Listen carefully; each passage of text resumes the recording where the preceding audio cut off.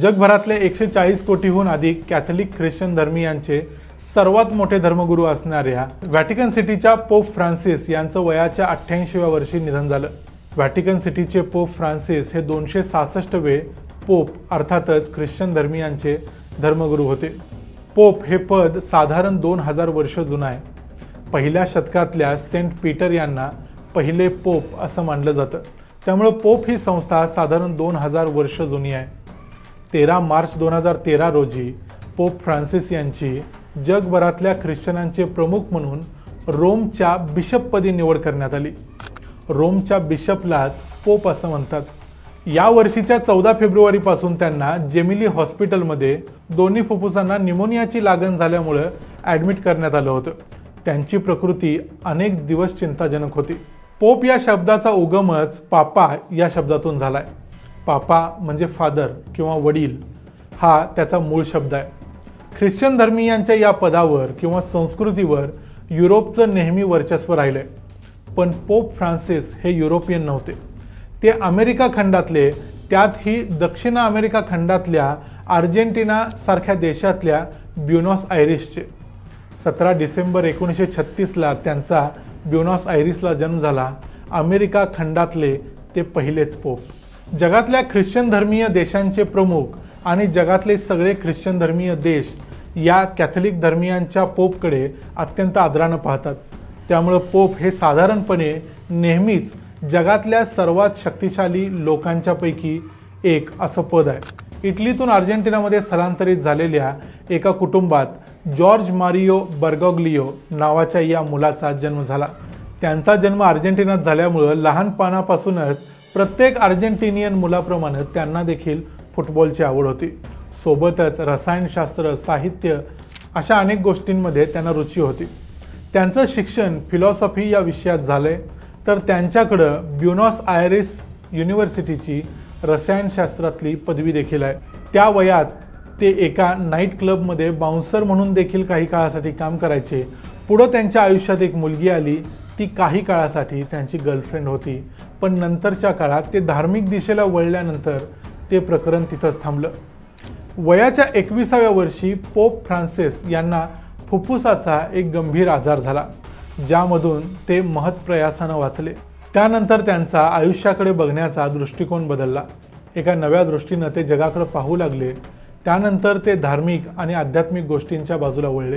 1958 साली साधारण 22व्या वर्षी त्यांनी जेजुईट संघात प्रवेश घेतला आणि 1969 साली त्यांना धर्मोपदेशक म्हणून दीक्षा दिली गेली। 1998 मध्ये ते ब्युनॉस आयरिसचे आर्च बिशप झाले। साधारणपणे धर्ममार्तंड ज्या पद्धतीने सरकारच्या बाजूने बोलतात तसे न बोलता पोप फ्रान्सिस मात्र सरकारला गरिबीच्या मुद्द्यावर खडे बोल सुनावू लागले। पण त्यांची राहणी देखील साधी अशीच होती, म्हणून त्यांना हे करता आलं। त्यांनी आधी केलं मग सांगितलं अशा प्रकारचे ते होते। आर्च बिशपचा जो महाल होता तो त्यांनी अजिबात स्वीकारला नाही। ते त्यामध्ये न राहता ते एका छोट्याशा घरात राहायचे। ते म्हणायचे, मला एवढ्या मोठ्या महालाची गरज काय। त्यांनी पुढे 2013 मध्ये जेव्हा ते संपूर्ण जगाचे पोप झाले आणि इटलीला आले, रोममध्ये आले, त्यानंतर देखील पोपसाठी असलेला महाल म्हणजे अपोस्टॉलिक पॅलेस, तिथं ते न राहता ते एका छोट्याशा धर्मगुरूंच्या खोलीमध्ये राहायचे, जिथं ते आज देखील राहत होते आणि त्या ठिकाणी त्यांना सामान्य लोक देखील भेटायला येत। पोप जॉन पॉल दुसरे यांनी 2001 साली पोप फ्रान्सिस यांची कार्डिनल म्हणून नियुक्ती केली होती। त्यानंतर 2013ला पोप बेनेडिक्ट 16वे यांनी आपला राजीनामा दिल्यानंतर नवीन पोपची निवड सुरू झाली आणि 13 मार्च 2013 रोजी पोप फ्रान्सिस यांना नवीन पोप म्हणून घोषित करण्यात आलं। 1200 वर्षानंतर पहिल्यांदाच युरोपच्या बाहेरील व्यक्तीची पोप म्हणून नियुक्ती करण्यात आली। 2005ला देखील ते पोप या पदाचे दावेदार होते, पण त्यावेळी ते दुसरे आले आणि पोप 16वे बेनेडिक्ट हे 265वे पोप बनले होते।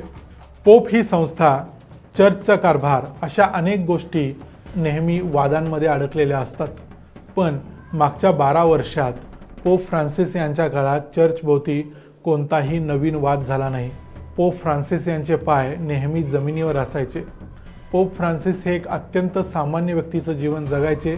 कधीकधी ते चालत रोमच्या बाहेरील रस्त्यावरून फिरायचे देखील। LGBTQच्या हक्कांची मागणी करणाऱ्या लोकांना ते स्वतः सामोरे गेले आणि म्हणाले, तुमच्या आणि तुमच्या देवाच्या मध्ये मी येऊन तुम्हाला जज करणारा कोण? अशा प्रकारची एक लिबरल भूमिका पहिल्यांदाच चर्चने घेतली। घटस्फोटित आणि पुनर्विवाहित व्यक्तींना चर्चच्या बाहेर काढले जाऊ नये असाही संदेश त्यांनी दिला।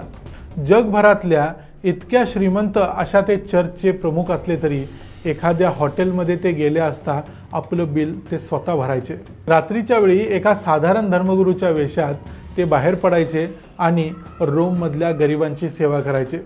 सध्याच्या काळात डोनाल्ड ट्रम्प हवामान बदलाबद्दल अत्यंत उलट भूमिका घेताना दिसत असले तरी 2015 मध्येच पोप फ्रान्सिस यांनी सांगितलं होतं की हवामान बदलाकडे गंभीरपणे पाहिलं पाहिजे, कारण देव आपल्याला माफ करेल पण निसर्ग माफ करणार नाही।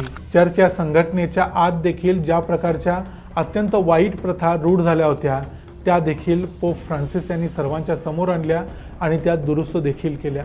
पोप फ्रान्सिस यांना म्हणूनच लोकांचा पोप असं म्हटलं जातं। ते जेव्हा पोप झाले आणि युरोपमध्ये आले त्यानंतर त्यांच्या ब्युनॉस आयरिसमधल्या वृत्तपत्र विक्रेत्याला त्यांनी फोन केला आणि फोन करून सांगितलं की उद्यापासून माझा पेपर देणं बंद कर, कारण आता मी ब्युनॉस आयरिस इथं राहत नाही, मी आता युरोपला राहतो। इतकं साधं आयुष्य ते जगायचे। पोप फ्रान्सिस यांच्याबद्दलचा हा व्हिडिओ तुम्हाला कसा वाटला ते आम्हाला कमेंट्समध्ये जरूर कळवा। त्यांच्याबद्दल किंवा पोप या संस्थेबद्दल, त्याच्या इतिहासाबद्दल कोणतीही माहिती तुम्हाला हवी असेल तर कमेंट्समध्ये ती जरूर लिहा। आम्ही त्याच्यावर एक सेपरेट व्हिडिओ करून ती माहिती देण्याचं काम करू। हा व्हिडिओ आवडला असेल तर व्हिडिओला लाईक करा, व्हिडिओला जास्तीत जास्त लाईक करा, ज्या कारणामुळे तो व्हिडिओ जास्तीत जास्त लोकांच्यापर्यंत आपोआप पोहोचेल, यूट्यूब त्याला पोचवेल। चॅनलला सबस्क्राईब करा। पुन्हा भेटू पुढच्या व्हिडिओमध्ये, तोपर्यंत पाहत राहा द मराठी बाणा।